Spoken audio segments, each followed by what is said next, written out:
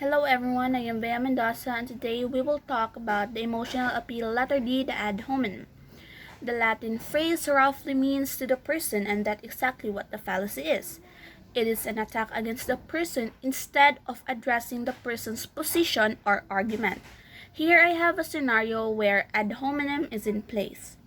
Assume that me and my friend Mark Lee talk about what animal would be great to adopt. Mark made the following statement. Cats stay indoors and use a litter box while dogs need to be walked and they have to run outside. Dogs are a lot of work. Therefore, cats are better domestic animals than dogs. And I replied, "Yeah, Mark, but you are a total asshole." So I disregard Mark's argument in favor of cats and decides to get a dog.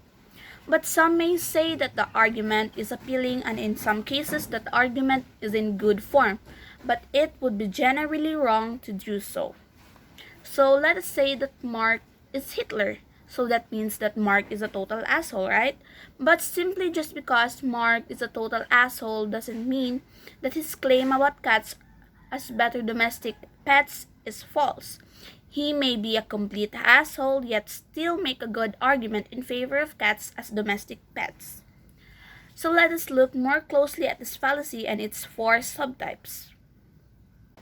The first type of the ad hominem fallacy is the abusive type, where the person is directly attacked and I didn't criticize the argument itself.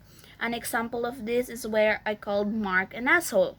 I abused his character and later then equate his character, the asshole, to his argument to make it invalid. The second one is the circumstantial type.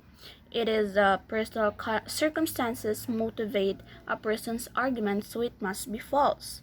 An example of this is this scenario.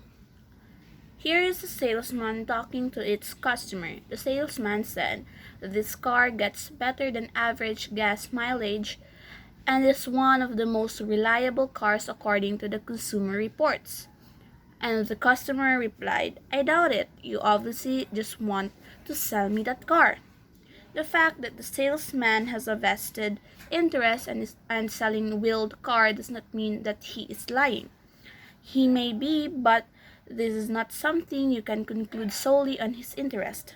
It is reasonable to assume that the salespeople sell the products and services they do because they believe in them. The third type is guilt by association. It means that due to an association to something negative, an argument is discredited.